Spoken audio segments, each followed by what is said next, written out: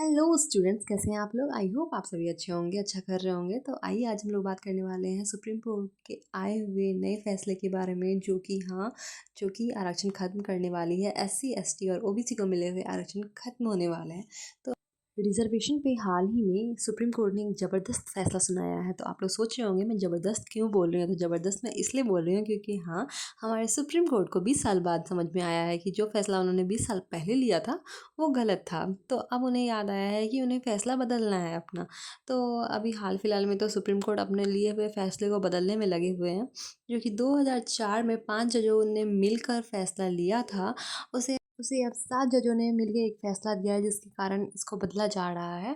अब इस दौरान इस फ़ैसले ने एसटी एससी के अंदर सब कैटेगराइज़ेशन को परमिट कर दिया है। जैसा कि आप सभी जानते हैं, जातिवाद एक बहुत बड़ा मुद्दा है राजनीति में। तो सुप्रीम कोर्ट के इस फैसले का प्रभाव आने वाले इलेक्शन में ज़रूर देखने को मिलेगा। अब जाति को आगे चलकर अगर राज्य सरकार एक अलग कैटेगरी में बाँट देती है, तो कौन-सी जाति फ़ायदे में रहती है और कौन-सी जहाँ जाति आता था नुकसान जम्मू में, कश्मीर का ये प्राइम देखने का मिनिस्टर विषय 65 रहेगा। तक था, आप जिस लोगों को जाति में मालूम नहीं ज़्यादा वोट होगा। बैंक है, मेरा वो सदर कौन-सी रियासत पार्टी ये में करण सीमित सिंह है की और था, जिस जाति कल में तक कम था वोट वो। बैंक इन्होंने हटा दिया। है, वो अरे किसके भाई संघीय समर्थन में है? ढांचा समझते आरक्षित हो जाति और वो फेडरलिज्म। अगर सब आपके पास कैटेगरी में 370 बाँटने नहीं भी होता वाली है। तब भी आज विश्व के में देखे सेशन में हम इस सारे बातों पे विस्तार से समझेंगे। तो सुप्रीम कोर्ट ने एससी एसटी के सब क्लासिफिकेशन कोटा को अलाउ कर दिया गया है। अगर मान लीजिए कि पहले 39 जाति एससी में इंक्लूडेड थी, तो उनमें से अब किस जाति में कितना प्रतिशत बाकी जातियों में कितना प्रतिशत बाकी है, ये देखने का विषय है। आसान भाषा में बोले तो किसी जाति को एक स्टेट में अगर आरक्षण कितना दिया जाता था, उस हिसाब से उसी जाति को दूसरे स्टेट में अलग आरक्षण मिलेगा। हम लोग भारतीय संविधान अनुच्छेद 16 की बात करें, तो ये सभी को सरकारी नौकरी में समान अवसर की गारंटी देता है। साथ ही 16(4) सभी राज्य के पिछड़े वर्ग को सरकारी नौकरियों में आरक्षण देता है, और साथ ही 16(4)(a) एससी एसटी को पदोन्नति में प्रमोशन का आरक्षण देता है। वहीं अगर आर्टिकल 46 की बात करें, तो ये राज्य के सभी अनुसूचित जनजाति जाति और समाज के कमजोर वर्ग को शिक्षा और आर्थिक हितों को बढ़ावा देता है। अगर हम बात करें अनुच्छेद 330 की और 332 की, तो ये राज्यसभा और लोकसभा और राज्य विधानसभा में एससी एसटी की सीटों का आरक्षण प्रदान करता है। और अगर हम अनुच्छेद 334 की बात करें, तो यह आरक्षण एक निश्चित समय तक का लागू रहेगा, ये ऐसा बताया गया था, जिसमें कि ये शुरुआती साल 10 साल तक के लिए ही लागू बताया गया था, जो कि काफ़ी पहले से चल रहा है। बट राजनीतिक पार्टी इसे अपने फ़ायदे के लिए काफ़ी बढ़ाती जा रही है समय के साथ साथ। बट 2030 तक इसका ख़त्म हो जाने का चांसेस है।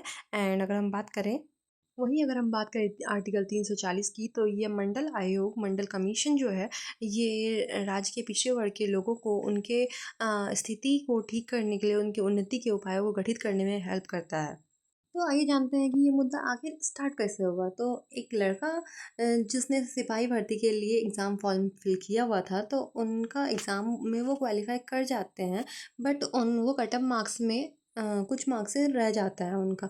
हालांकि वो जो फॉर्म फिल उन्होंने किया था, तो वो ओबीसी से फॉर्म फिल किया था, ओबीसी कैटेगरी से। बट उन्हें जनरल का कट ऑफ चाहिए था। आप देख सकते हैं कि जनरल के लिए 80 है और ओबीसी के लिए 82 कट ऑफ गया था, एससी के लिए 72 गया था, और एससी एसटी के लिए। तो जैसा कि हम सभी जानते हैं कि ओबीसी में 3 साल का एज रिलैक्सेशन मिलता है, एंड एससी एंड एसटी को 5 साल का। तो भाई साहब ने ओबीसी से फॉर्म भरा था, ओबीसी कैटेगरी से, तो उन्हें 3 साल का एज रिलैक्सेशन मिला हुआ था ऑलरेडी।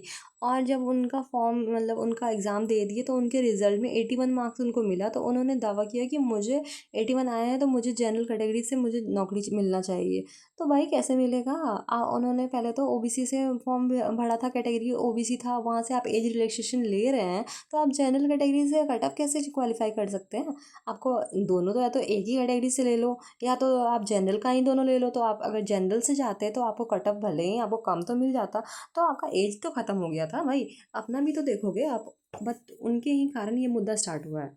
रोड मैप्स की बात करें, तो पहले तो ये मुद्दा हाई कोर्ट में गया, और देन फिर सेंट्रल गवर्नमेंट पे गया, देन फिर सुप्रीम कोर्ट पे गया, जिससे फाइनल फैसला सुनने को मिला है। हाई कोर्ट ने तो बोल दिया था कि उम्र और फीस में छूट से इस परीक्षा में बैठने का मौका देने के लिए है, ताकि आरक्षित उम्मीदवार प्रतियोगिता में भाग ले सके। एक बार परीक्षा में देने पर सभी उम्मीदवार समान हो जाते हैं, सिर्फ चयन योग्यता मेरिट लिस्ट के आधार पर होना चाहिए। तो ओबीसी उम्मीदवार सामान्य श्रेणी के उम्मीदवारों से अधिक अंक प्राप्त करते हैं, और उन्हें सामान्य श्रेणी में नौकरी देनी चाहिए, ऐसा हाई कोर्ट का फैसला था।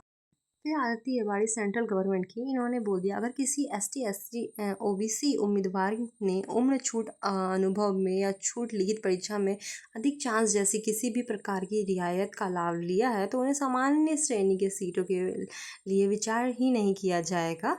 ऐसे उम्मीदवार की गिनती सिर्फ आरक्षित कोटे के वैकेंसी के खिलाफ ही की जाएगी।